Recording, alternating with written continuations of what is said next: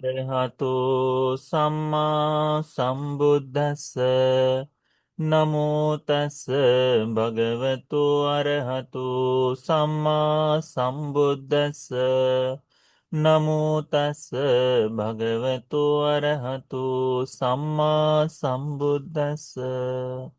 साधु साधु साधु। पूजनीय कल्याण मित्र हमारे गुरुमती जी को हमारा प्रणाम है। साधु साधु साधु। श्रद्धावान उपासक उपासिका गण, प्रातः की इस धम्म कक्षा में हम लोग अभ्यास कर रहे हैं निदान संयुक्त का। निदान वर्ग में, निदान संयुक्त में हम लोग अभ्यास कर रहे हैं कालार खत्य वर्ग में। दूसरा सूत्र है कालार सूत्र का। कालार सूत्र में हमने कल अभ्यास में लिया, आज तीसरा भाग है शायद। ठीक, तो हमने अभ्यास में लिया कि सारिपुत्र भंते जी के साथ भगवान बुद्ध जी की एक विशेष प्रकार से चर्चा हो रही थी। तब भगवान बुद्ध जी ने सारिपुत्र भंते जी को पूछा कि कैसे कोई इस संपूर्ण दुख जाल से मुक्त हो गया है, कैसे समझा जाए। तब ये दुख क्या है करके यदि कहा जाए तो सारिपुत्र भंते जी ने बड़ा सुंदर उत्तर दिया। भगवान सारिपुत्र भंते जी ने भगवान को उत्तर दिया, यं यद नीचं तं दुखं ति विदितं। यह जो अनिच्य है, यह दुख है जानकर या वेदना सुनंदी सान उपट्ठा से, इस वेदनाओं के प्रति जो इच्छा है वह भी उत्पन्न नहीं होती। तब भगवान बुद्ध जी कहते हैं कि साधु साधु सारिपुत्र, इस तरह से जो संक्षिप्त में पूछी हुई बात का तुम्हें जो विस्तार किया है वो सत्य है। यंकिची वेदनम वेदयितम तंग दुख स्मिंगति। ये जो कुछ भी वेदनाएं हैं वे सारी की सारी वेदनाएं दुख ही है करके भगवान ने बताया है। चाहे सुखद हो दुखद हो, सुख दुख रहित वेदना हो, वे सारी वेदनाएं दुख ही है करके भगवान बुद्ध जी इसका विस्तार करते हैं। फिर भगवान बुद्ध जी सारिपुत्र भंते जी को पूछते हैं कि कैसे कोई कह सके कि कोई भिक्षु विमुक्ति को प्राप्त कर लिया है, कैसे वह इस तरह से व्याकरण करे। तब सारिपुत्र भंते जी भगवान को कहते हैं कि यदि भगवान मुझे कोई पूछे कि कैसे कोई विमुक्ति को प्राप्त कर लिया है, तब मैं उसे इस तरह से उत्तर दूंगा। क्या दूंगा?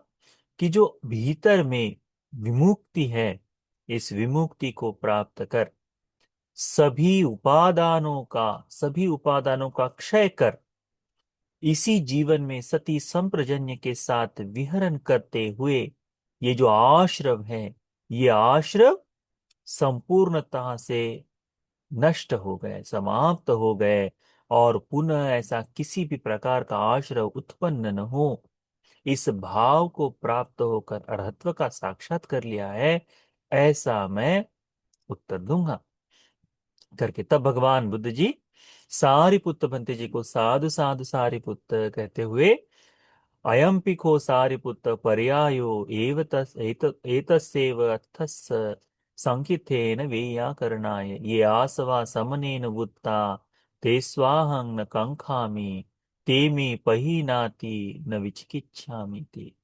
तो भगवान बुद्ध जी साधुकार देते हैं और कहते हैं कि सारिपुत्र, जिन आश्रवों का निर्देश है, जो खत्म हो चुके हैं, वो प्रहीन हो चुके हैं, इसमें अब कोई भी ऐसी संदेह शंका नहीं है ना। तो ये आश्रम वास्तव में प्रहीन हो चुके हैं, इस बात को यदि कोई जान ले तो मुक्त हो जाता है। ये बात भगवान बुद्ध जी अनुमत करते हैं कि तुमने जो कहा वास्तव में सही कहा है करके। तब इदं वत्वा सुगतो उत्थायासना विहारं पाविसे।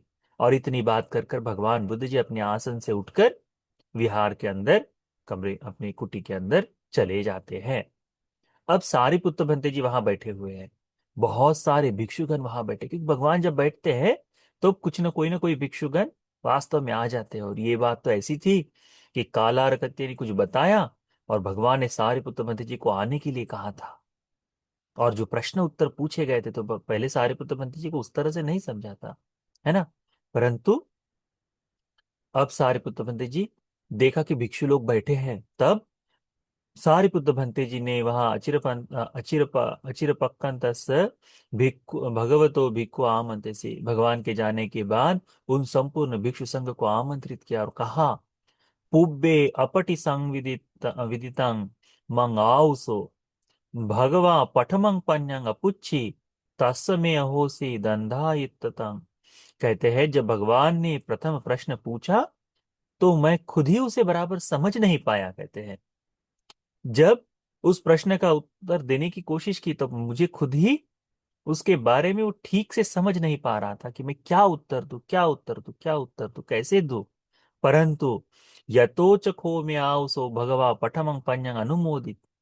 जैसे ही भगवान ने मेरे पहले प्रश्न का उत्तर अनुमोदन किया, तत्समय आओ सोए दोषी, तब मेरे मन में ऐसा विचार जागा। क्या? दिवसं चेपि मंग भगवा एतमत्तं पुच्छेय। यदि संपूर्ण दिन भर भी भगवान बुद्ध जी मुझे ऐसे प्रश्न पूछते रहे, अन्यमन्ये ही पदे ही अन्यमन्ये ही पर्याय ही, भिन्न भिन्न तरीके से भिन्न भिन्न विषयों पर यदि भगवान इस बारे में प्रश्न पूछते रहे, दिवसम पाहं भगवतो एतमत्तं व्याकरेयं, मैं पूर्ण दिन भर भगवान बुद्ध जी के इन प्रश्नों का अन्यमन्यं पदे ही अन्यमन्ये ही पर्याहि, दिन भर उनके भिन्न भिन्न पूछे गए प्रश्नों का भिन्न भिन्न तरह से उनके आ, पूछने का मैं उत्तर दूंगा करके कहते हैं। ये अद्भुत बात है। ये हम लोगों के भी साथ होता है, आपके मेरे साथ भी होता है। कैसे? अब जैसे हम कोई प्रश्न पूछ ले, अच्छा ये बताओ ये कौन है, तो पहले कंफ्यूजन आता है। अच्छा क्योंकि उत्तर तो पता है, परंतु ये भी उत्तर हो सकता है, ये भी उत्तर हो सकता है, ये भी उत्तर हो सकता है, तो मन में बड़ा ये चलता है। परंतु जैसे ही एक प्रश्न का उत्तर सही हो जाए तो हम थोड़ा रिलैक्स हो जाते हैं ना।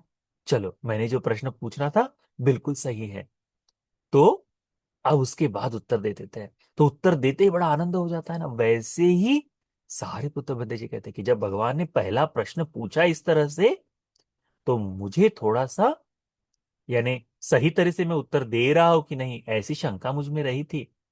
वो प्रश्न पूछा वो ठीक से मुझे समझ में नहीं आ रहा था, परंतु मैं चुप रहा उस समय। परंतु जब भगवान ने यदि वो जो प्रश्न पूछा और जो उत्तर मैंने दिया, उस उत्तर का भगवान ने जब अनुमोदन कर लिया, तो अब मेरा वो बिल्कुल डाउट खत्म हो गया। अब भगवान यदि दिन भर प्रश्न पूछे तो मैं दिन भर उन प्रश्नों का उत्तर दे सकता हूं। यदि भगवान रात भर उस प्रश्न का प्रश्न, इसमें पाली में है फिर, यदि भगवान रात भर मुझे प्रश्न पूछे तो मैं पूर्ण रात्र भर उनके साथ इस उत्तर को दूंगा। यदि भगवान बुद्ध जी मुझे आ, दिन रात, दोनों दिन रात प्रश्न पूछे, मैं दिन रात प्रश्न दूंगा। चाहे 2 दिन प्रश्न पूछे, मैं 2 दिन, 3 दिन प्रश्न पूछे, 3 दिन उसका उत्तर दूं। चत्तारी रत्तिंग दीवानी, 4 दिन रात मुझे प्रश्न पूछे तब भी उत्तर दूंगा। पंच रत्तिंग रत्तिंग दीवानी, 5 दिन यदि प्रश्न पूछे तो भी मैं उत्तर दूंगा। 6 रत्तिंग दीवानी, 6 रात दिन प्रश्न पूछे तब भी मैं उत्तर दूंगा। 7 रात दिन भी यदि प्रश्न पूछे भगवान, तो मैं 7 रात दिन भी इस प्रश्न का उत्तर दूंगा करके भगवान को कहते हैं। ये सभी भिक्षुओं को कहते हैं, भिक्षुओं इस तरह से मुझे अभी धर्म को समझ में आया। अब जिसने ये बात भगवान को बताई थी कि भगवान सारिपुत्र बंदे जी तो अरहत्व का प्रकाश कर रहे हैं करके, एक छोटी सी बात पे, वही कालारकत्य भिक्षु वहां से धीरे से उठता है और जाकर भगवान की कुटी के पास जाता है।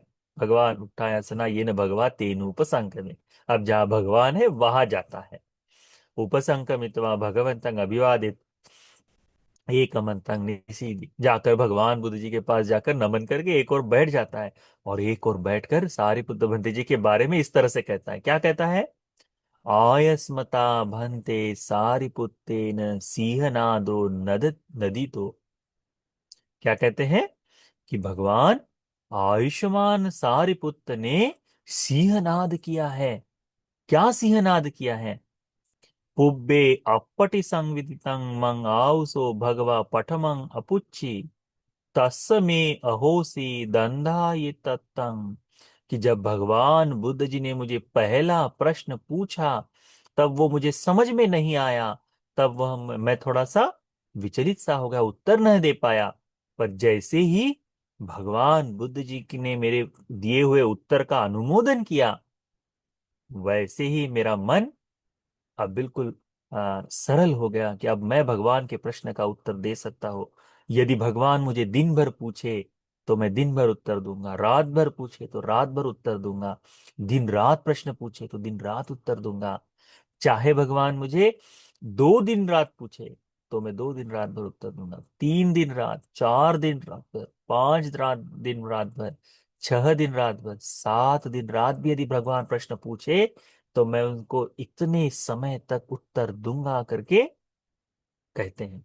इस प्रकार से सारिपुत्त भंते जी ने सिंहनाद किया है करके उत्तर देते हैं। तब भगवान बुद्ध जी कहते हैं, साहि भिक्खु सारिपुत्तस् धम्म धातु सुप्पटि विद्धा। भिक्षु, सारिपुत्र भंते जी को यह धर्म धातु जो है, यह धर्म का बोध अच्छी तरह से, यानी सारिपुत्र भंते जी इस धर्म में अच्छी तरह से स्थिर हो गए हैं। सुपटी विद्या, अच्छी तरह से उन्हें वेद हो गया है, अच्छी तरह से उन्होंने धर्म को जान लिया है। यस्स धम्म धातु या सुपटी विदित्वा दिवसं चेपांग सारिपुत्र, यह इस धर्म धातु पर स्थिर होकर, इस धर्म धातु में आकर, इस धर्म धातु को अच्छी तरह से बोध कर यदि सारिपुत्र भंते जी को दिन भर प्रश्न पूछो तो दिन भर वे उत्तर दे पाएंगे। इतनी सुंदर तरह से सारिपुत्र भंते जी को यह धर्म, यानी प्रतीत्य समुत्पाद के बारे में जितना भी विस्तार करना हो, वो सारा का सारा सारिपुत्र भंते जी को बोध हो गया है। वो जो सारिपुत्र भंते जी की प्रज्ञा, ये है सारिपुत्र भंते जी की प्रज्ञावान होने का लक्षण। इसमें क्या बताएं, ये जो सिंहनाद है किसी दूसरे भिक्षु का नहीं देखने को मिलेगा। ये जो सिंहनाद है कि मुझे 7 दिन तक भगवान प्रश्न पूछे, भगवान बुद्ध जी के प्रश्न ऐसे नहीं होते, बड़े गंभीर, धर्म को प्रकट करने वाले ऐसे प्रश्न होते हैं। और उनको 7 दिन रात, दिन रात यदि प्रश्न पूछे तो मैं दिन रात इस प्रतीत समुत्पाद के बारे में, धर्म के बारे में मैं उत्तर दे पाऊंगा करके सारिपुत्र भंते जी कहते हैं। ये प्रज्ञा ही है उनकी, ये प्रज्ञा ही है। उनके सामने सभी भिक्षु ऐसे बिल्कुल थरथर कांपते थे भगवान के सामने। भगवान के थरथर कांपना है ना, वैसा उस तरह से नहीं, अगौरव से नहीं, गौरव से।